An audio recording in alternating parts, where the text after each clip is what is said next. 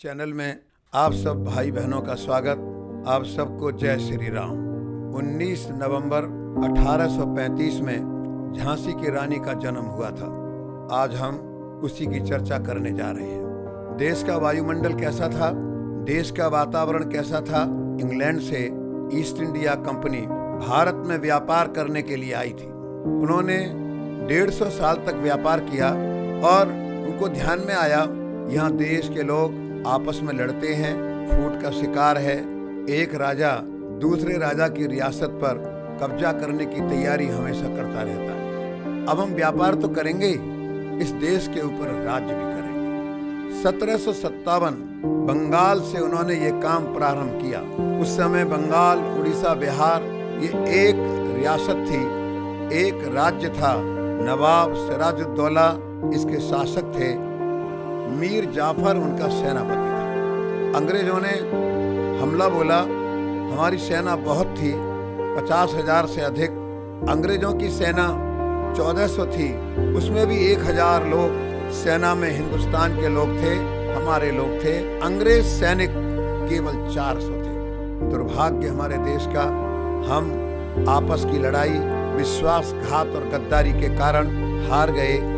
England की east India company ने 1757 से प्रारंभ किया हमसे लड़ाई, हम पर हमले, और 1857 आते आते उन्होंने पूरे देश पर कब्जा कर लिया। जब उन्होंने कब्जा कर लिया, उनके अत्याचार बहुत हो रहे थे। राजा, रियासतें सब दुखी थे, क्योंकि किसी न किसी कारण से उन्होंने कोई ना कोई बहाना लगाकर उन्होंने उनके राज्य को हड़प लिया।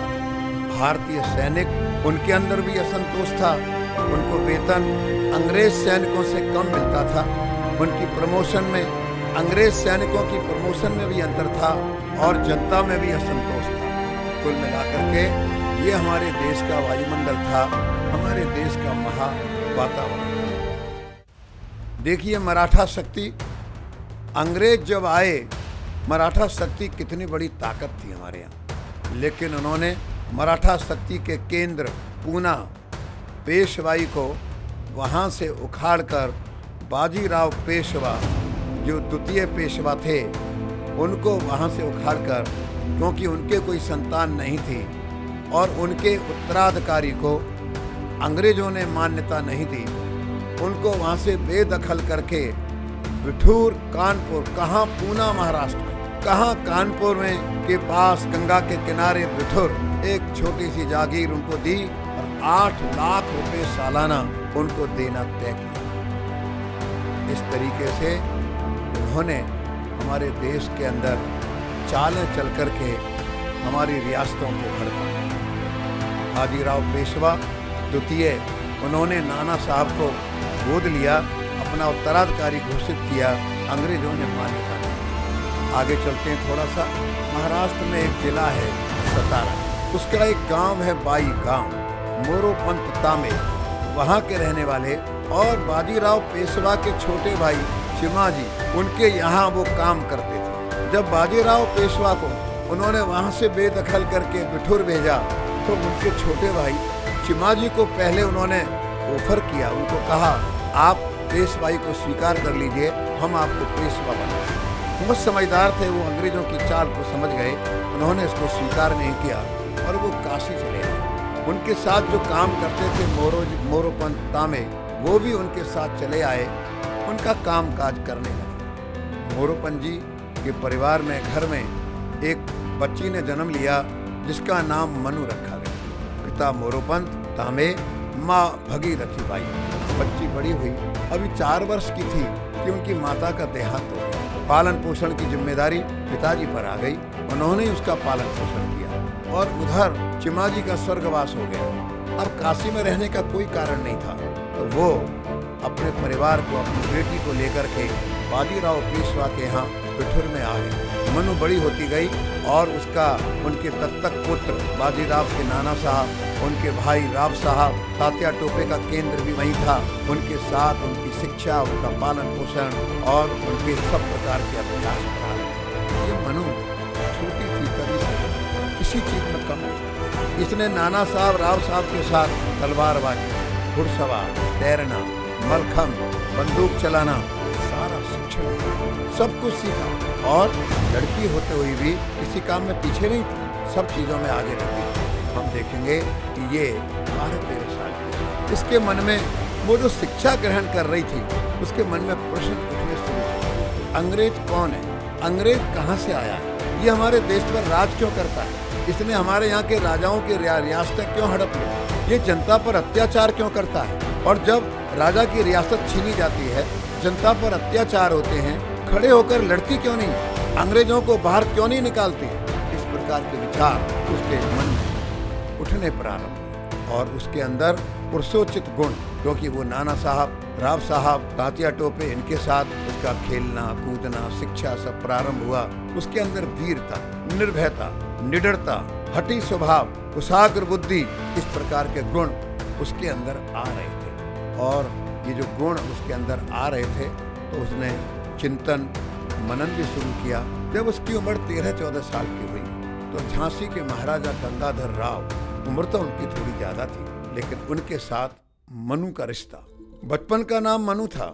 बाजीराव ने उनकी सुंदरता, उनकी चपलता को देखकर उनको नाम दिया छबीली। उनका असली नाम था मणिकर्ण का, जिसके ऊपर पिक्चर भी बनी है। लेकिन जब वो झांसी पहुंची शादी के बाद, मनु से, मणिकर्णिका से, छबीली से वो झांसी की महारानी लक्ष्मीबाई हो गई। जीवन ठीक बीत रहा था। शादी विवाह 1848 में हुआ।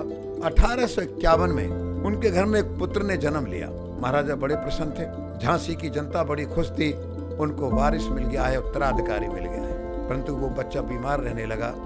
राजवैद्य भी बच्चे को बचा नहीं पाए।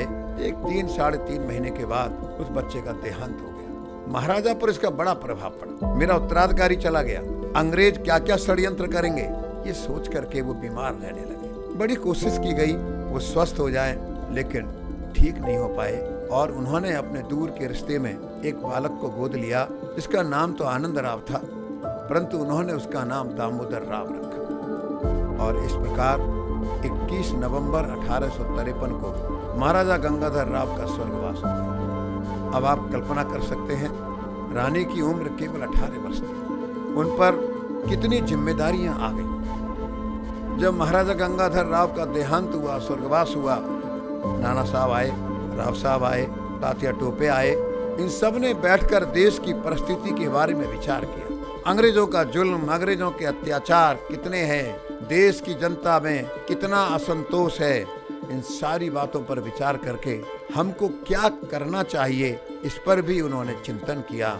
और ये सारे विचार करके थोड़ी बहुत योजना बना करके वो लोग लौट गए। पूरे देश के अंदर एक क्रांति की शुरुआत होती है। उस क्रांति की अगुवाई करते हैं, नेतृत्व करते हैं नाना साहब, राव साहब, तात्या टोपे, झांसी की रानी, अजीमुल्ला खां। ये सब मिलकर के क्रांति की शुरुआत के बारे में विचार करते हैं, तय करते हैं। और एक बहुत बड़ा नाम जो इस क्रांति के पीछे था, जिसने अपने जीवन के 16 वर्ष राजा, सेना, जनता, इन सब को तैयार करने में लगाए। 31 मई 1857 को पूरे देश में एक साथ बगावत होगी, एक साथ स्वाधीनता की लड़ाई छेड़ी जाए। लेकिन मंगल पांडे, कुछ ऐसी घटना घटी। मंगल पांडे बैरकपुर की छावनी कलकत्ता के पास कि उनको हथियार उठाना पड़ा, अंग्रेजों को मारना पड़ा, वहाँ बगावत पहले हो गई। मेरठ में भी 10 मई 1857, 31 मई से पहले कुछ ऐसी परिस्थिति बनी, उनका भी गुस्सा फूटा, वहाँ भी क्रांति की पहले शुरुआत हुई। धीरे धीरे करके दिल्ली, अयोध्या, इसकी नवाबी चली गई। सब तरफ लड़ाई, संघर्ष प्रारंभ हो गया। सेना की एक टुकड़ी झांसी में भी थी, भारतीय सैनिक थे, उन्होंने भी क्रांति का शंखनाद फूंका। 4 मई 1857 को अंग्रेजों पर हमला किया, अंग्रेजों को मार दिया और झांसी की रानी लक्ष्मीबाई को गद्दी पर बिठाकर एक प्रकार से उन्होंने उसका रानी का अभिषेक करके और उन्होंने रानी घोषित किया। अभी ये सब चल ही रहा था। झांसी की रानी महाराज ने क्या देखा, महाराजा गंगाधर राव के एक रिश्तेदार ने, दूर के ने, जिनका नाम सदाशिव राव था, उन्होंने बगावत कर दी, अपने आप को झांसी का राजा घोषित कर दिया। मैं हूं गंगाधर राव का रिश्तेदार, राजा मैं बनूंगा। और उन्होंने हमला बोला और पास के छोटे छोटे किले उन्होंने कब्जा कर लिया।